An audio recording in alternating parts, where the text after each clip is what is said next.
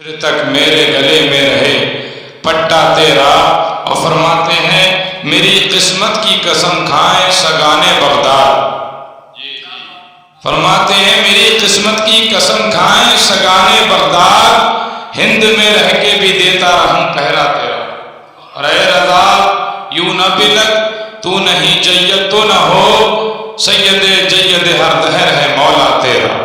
ایک مرتبہ درود شریف پڑھے، اللہم صلی علی سیدنا و مولانا محمد معدن الجود والکرم وآلہ وبارک وسلم صلی اللہ تعالی علیہ وسلم۔ کافی دیر سے آپ حضرات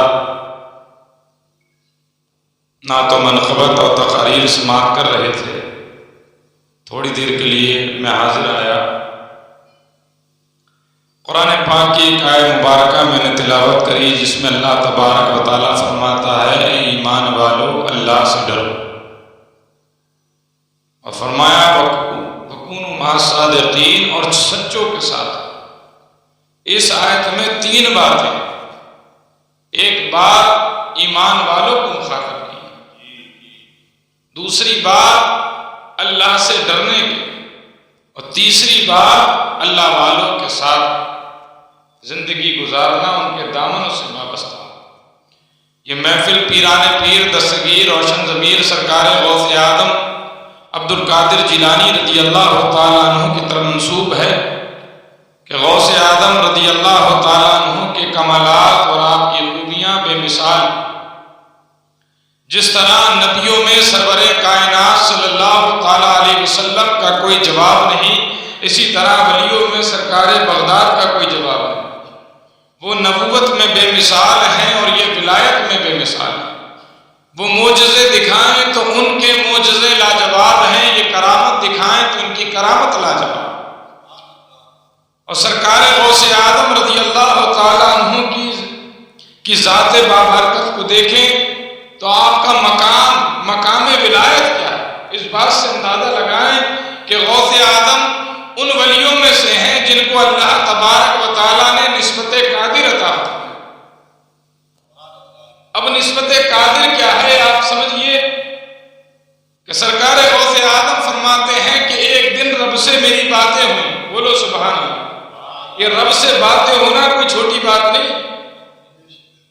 سرکار غوث اعظم فرماتے میری رب سے ایک دن باتیں ہوئیں، میں نے رب سے عرض کیا پروردگار اب نبوت کو تو دروازہ بند ہو گیا، کوئی نبی نہیں آیا، کہ ہاں اب کوئی نبی نہیں آیا۔ کا صداقت سیدنا صدیق اکبر کو دے دی، اب صدیق اکبر بھی کوئی دوسرا نہیں آیا۔ کہ عدالت فاروق اعظم کو عطا فرما دی تو حضرت عمر فاروق اعظم جیسا بھی کوئی دوسرا نہیں آیا۔ سخاوت عثمان غنی کو عطا فرما دی تو عثمان غنی جیسا بھی کوئی نہیں آیا۔ شجاعت حیدر کرار مولائے کائنات کو عطا فرما دی تو علی جیسا بھی کوئی نہیں آیا۔ امامت حسن مجتبیٰ کو عطا فرما دی تو امام حسن جیسا بھی کوئی نہیں آیا۔ شہادت حسین کربلا کو عطا فرما دی، حسین جیسا کوئی نہیں آتا۔ غوث اعظم فرماتے ہیں کہ میں نے یہ ساری باتیں رب سے عرض کی اور پھر عرض کیا پروردگار کہ میرا کوئی حصہ ہے، کیا تیری بارگاہ میں میرا کوئی حصہ ہے؟ تو رب فرماتے ہیں ہاں تیرا حصہ ہے۔ کہا کیا حصہ ہے؟ کہا تیرا حصہ یہ ہے کہ میں قادر ہوں، میں تجھے نسبت قادر عطا فرما۔ نعرہ تکبیر، نعرہ تکبیر، نعرہ رسالت، علماء اہل سنت، جشن غوث الورا، جشن غوث الورا، نعرہ تکبیر، نعرہ رسالت، سبحان اللہ۔ اللہ تبارک و تعالیٰ فرماتا ہے میں قادر ہوں، میں تجھے نسبت قادر عطا فرما رہا ہوں۔ اب نسبت قادر کیا ہے اس بات کو سمجھیں۔ رب فرماتا ہے جس طرح میں جو چاہتا ہوں کر دیتا ہوں، عبد القادر تو جو چاہے گا تو کر دے گا۔ اور یہی وجہ ہے کہ غوث اعظم کی بارگاہ سے کوئی اولاد مانگتا ہے تو اولاد پا لیا کرتا ہے، غوث اعظم کی بارگاہ سے کوئی کاروبار مانگتا ہے تو کاروبار عطا ہو جاتا ہے، غوث اعظم کی بارگاہ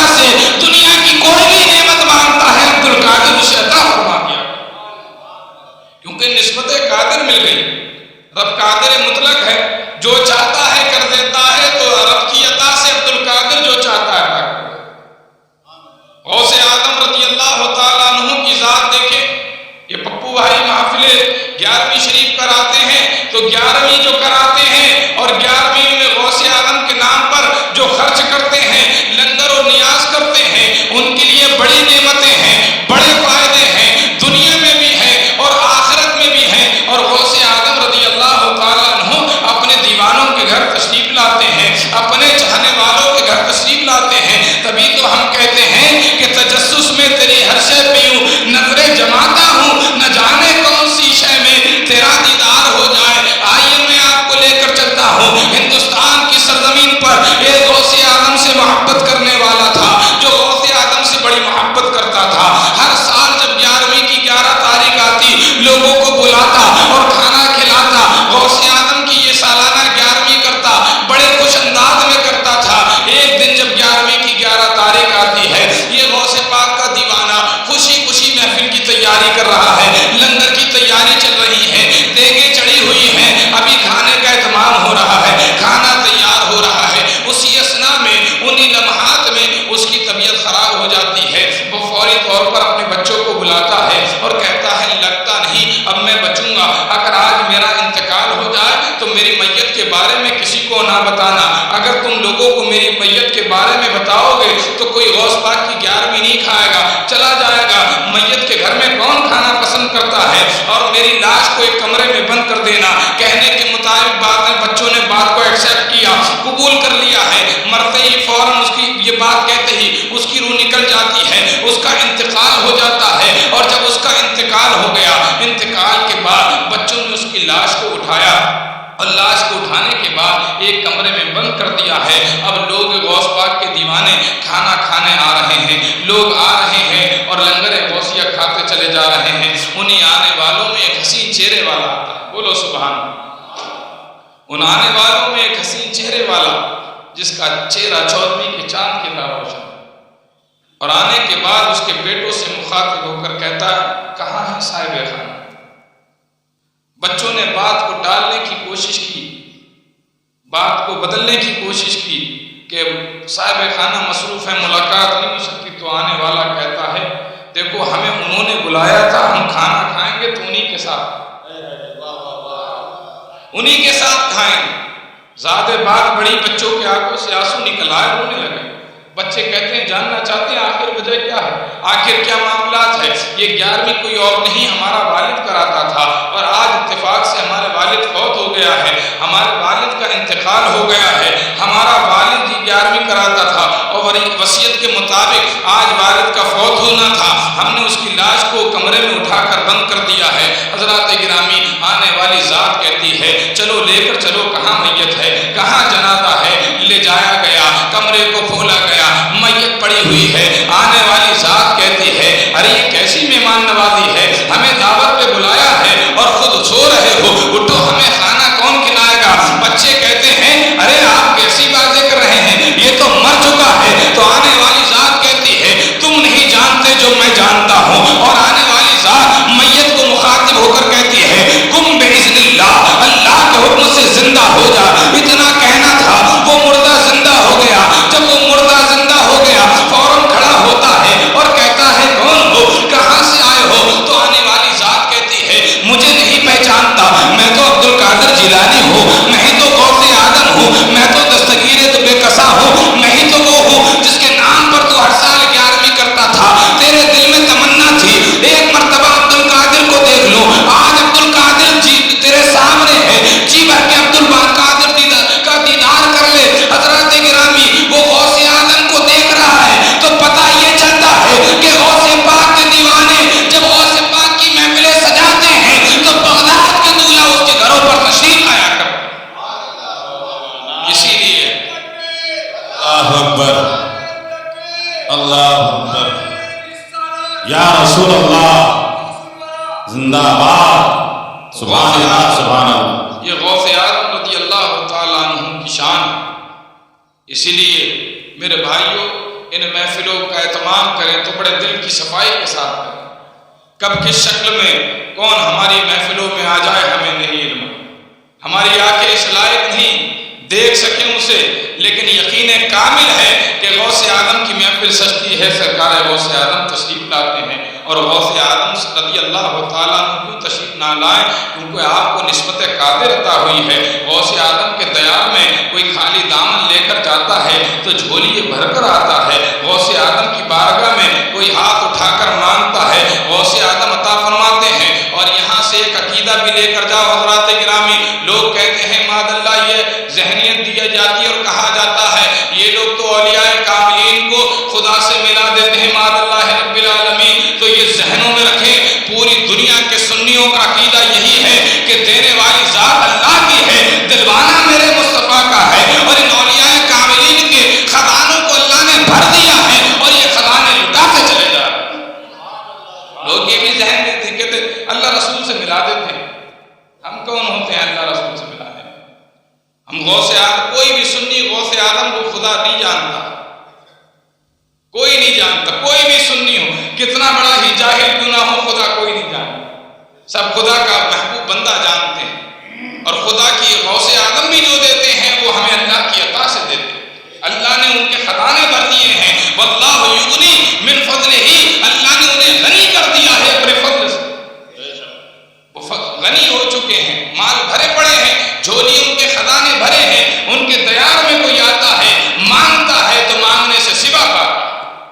تو یہ غوث اعظم رضی اللہ تعالیٰ عنہ کی شان ہے، یہ غوث اعظم کا مقام ہے۔ اور میں آپ کو بتاؤں حضرات گرامی کہ سرکار غوث اعظم رضی اللہ تعالیٰ عنہ کی بارگاہ کی عطا دیکھیں کیسی عطا ہوتی ہے۔ آخری بات سنیں کیونکہ فہرست لمبی ہے، اور لوگ بھی ہیں، قاری رضی احمد صاحب بھی تشریف فرما ہے، ان کو بھی ابھی آپ کو سماعت کرنا ہے۔ حضرات گرامی ایک بات اور سنیے کہ سرکار غوث اعظم رضی اللہ تعالیٰ عنہ کی بارگاہ میں مانگنے سے دیکھیں کیا ملتا ہے۔ ایک مرتبہ یہ خاتون غوث اعظم کی بارگاہ میں آتی ہے اور عرض کرتی ہے حضور والا میرے گھر میں تنگستی ہے، میرے بچے بھوک سے تڑپ رہے ہیں، میں آپ کی بارگاہ میں آئی ہوں، کچھ اناج کے دانے دے دیں تاکہ میں چکی سے آٹا پیس کر روٹی بنا کر بچوں کو کھلا دوں، میرے بچے کئی دن سے بھوکے ہیں۔ غوث اعظم رضی اللہ تعالیٰ عنہ اپنے گھر میں جاتے ہیں اور دونوں ہاتھوں میں اناج کے دانے لے کر آتے ہیں، اناج کے دانے لے کر آئے اور اس کی جھولی میں ڈال دیا ہے، اور ارشاد فرمایا ہے کہ سنو سنو ان دانوں کو وہاں لے جا کر رکھ دینا جہاں تم اپنا گلہ رکھتی ہو، اور وہاں پردہ ڈال دینا، پردہ کھول کر نہیں دیکھنا۔ کہا ٹھیک ہے، اپنے گھر آتی ہے اور آنے کے بعد وہی کرتی ہے، پردے کی جگہ پہ اناج کے دانوں کو رکھا اور پردہ ڈال دیا ہے۔ اب جب دوپہر کا وقت ہوتا ہے اسی میں سے دانے نکالے، چکی سے آٹا پیسا، روٹی بنائی، خود کھائی، بچوں کو کھلا دی، شام ہو گئی، پھر نکالتی ہے، پھر پکاتی ہے، پھر کھا لیتی ہے، ایک دن کے بعد دوسرا دن، دوسرے کے بعد تیسرا دن، یہاں تک کہ ہفتہ گزر جاتا ہے، ہفتے کے بعد جو ہے مہینہ گزرتا ہے، مہینے کے بعد سال بھی گزرتی ہے، ایک سال کے بعد دوسری سال، تیسری سال، یہاں تک کہ 7 سال متواتر نکالتی ہے، پکاتی ہے، کھاتی ہے، رشتہ داروں کو بھی کھلاتی ہے، کوئی سائل آتا ہے اسے بھی دیتی ہے، جو بھی اس عورت کے گھر مانگنے آتا ہے اسے عطا کرتی ہے۔ 7 سال کے بعد عورت کے دل میں خیال آیا کہ غوث اعظم نے میرے گھر میں کوئی گلے کی دکان نہیں کھلوائی تھی، آج پردے کو کھولوں کیا معاملہ ہے؟ آج 7 برس کے بعد پردے کو کھولا تو آج بھی اتنے دانے ہیں جتنے 7 برس پہلے غوث اعظم نے عطا فرمائے تھے۔ بارگاہ والی کی بارگاہ میں حاضر ہوئی، عرض کرتی ہے حضور آج سے 7 سال پہلے آپ کی بارگاہ میں آئی تھی، آپ نے اناج کے دانے دیے تھے، حضور 7 سال سے کھاتی ہوں، بچے بھی کھاتے ہیں، رشتہ دار بھی کھا رہے ہیں، کوئی عزیز آتا میں اسے بھی کھلاتی، حضور آج 7 سال کے بعد میں نے جب پردے کو کھولا تو آج بھی اتنے دانے ہیں۔ غوث پاک فرماتے خاتون تو نے غلطی کر دی، خطا کر دی، اگر تو آج پردے کو نہ کھولتی تو قیامت تک تیری نسلیں کھاتی، یہ دانے ختم نہ ہوتے۔ تو بتانا یہ چاہتے ہیں عبد القادر کی عطا ایسی ہے تو مدینے والے کی عطا کیسی ہوگی؟ جب عبد القادر جیلانی دے دے تو بندہ 7 سال کھائے، مدینے والا عطا فرمائے بندہ کب تک کھائے؟ نعرہ تکبیر، نعرہ رسالت، علماء اہل سنت، جشن غوث الورا، سرزمین ہرتلا، نعرہ تکبیر، نعرہ رسالت، سبحان اللہ سبحان اللہ۔ تو حضرات گرامی یہ غوث اعظم کی عطا ہے کہ غوث اعظم رضی اللہ تعالیٰ عنہ کی بارگاہ میں جو مانگا جاتا ہے غوث پاک اسے عطا فرماتے ہیں اور غوث اعظم اس کی جھولیوں کو بھرتے ہیں۔ لیکن حضرات گرامی، یہ پیغام یہاں سے لے کر جاؤ کہ ہمیں غوث اعظم کی محبت دلوں میں رکھنا ہے، غوث اعظم سے محبت کرنا ہے، ساتھ میں اللہ کی عبادت بھی کرنا ہے، کیونکہ پہلے اللہ کی عبادت پھر اللہ والوں سے محبت۔ اگر ہم صرف اللہ والوں سے محبت کرتے رہے اور اللہ کی عبادت نہ کری ہم نے تو ہم خسارے کی طرف جا رہے ہیں۔ اللہ کی عبادت محبتوں کے ساتھ کرتے ہیں، ہر 5 وقت کی نمازیں ان کے وقتوں پر ادا کرتے رہے تب ہم کامیاب ہیں، ورنہ ایسی محبت ہماری کامیاب نہیں۔ یہ ذہنوں میں رکھیں، صرف نیاز دلانے سے کام نہیں چلے گا، نمازیں پڑھنے کی ضرورت ہے۔ آج ہم پر اعتراضات ہوتے ہیں، انگلیاں اٹھتی ہیں، اس کی وجہ یہ ہے کہ صرف ہم نے نیاز کو پکڑا، ہم نے صرف نیاز کو پکڑا، نیاز اور نماز دونوں کو لے کر چلنا، کیونکہ نیاز یہ فاتحہ، یہ درود، یہ ذکر و اذکار، یہ مستحب کام ہے، یہ اگر زندگی پر بندہ نہ کرے گا تو گناہ گار نہیں ہوگا۔ نماز فرض ہے، ایک وقت کی نماز بلا عذر شرعی چھوڑے گا تو گناہ گار ہوگا۔ یہ ذہنوں میں رکھیں، یہ مستحب کام ہے، آپ نے نہیں کرا گناہ، اسے ہلکا اور کمتر جانیں گے تو گمراہ ضرور ہو جائیں۔ نظر و نیاز کو ہلکا اور کمتر، کیونکہ حدیث سے ثابت ہے، نیاز دلانا، فاتحہ دلانا یہ حدیث سے ثابت ہے، تو فاتحہ دلانا چاہیے، دلائیں، لیکن ساتھ میں نمازوں کی پابندی، والدین کی خدمت، چھوٹوں پہ شفقت، بڑوں کا احترام، یہ ہماری طرز زندگی ہونا چاہیے، تب تو ہم کامیاب ہیں، ورنہ ہم کامیاب نہیں۔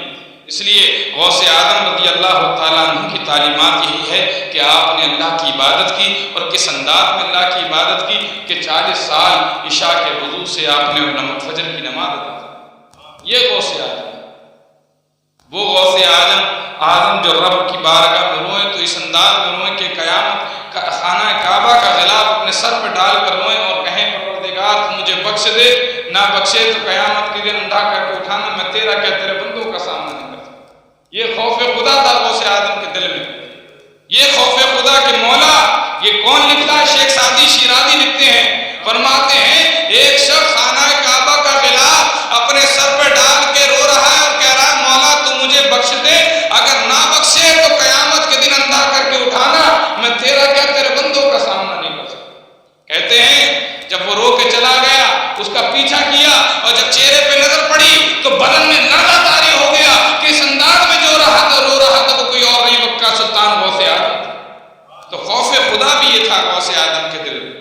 تو اللہ تبارک و تعالیٰ کی عبادت بھی کرتے رہیں اور اولیاء کاملین سے بھی محبت کرتے رہیں، یہی ہماری کامیابی ہے۔ اللہ تبارک و تعالیٰ ہم سب کو عمل کرنے کی توفیق عطا فرمائے، نماز پنجگانہ کا پابند بنائے، والدین کا فرما بردار اولاد بنائے۔ اب ہم میرے بعد انشاءاللہ آپ کو رضی احمد صاحب کو سننا ہے، یہ انٹرنیشنل شناخواں ہیں، ان کی تاریخیں بڑی مشکلوں سے ملتی ہیں شہر بریلی میں، تو ان کی تاریخیں یہ دیتے ہی بہت کم ہیں، اور آپ کے دیار محبت بھی آئے ہیں۔ اللہ تبارک و تعالی ہم سب کی حاضری کو قبول فرمائے۔ استغفر اللہ ربی من کل ذنب واتوب الیہ۔ کلمہ شریف پڑھیے، لا الہ الا اللہ محمد رسول اللہ، وآخر دعوانا ان الحمد للہ رب العالمین۔ السلام علیکم۔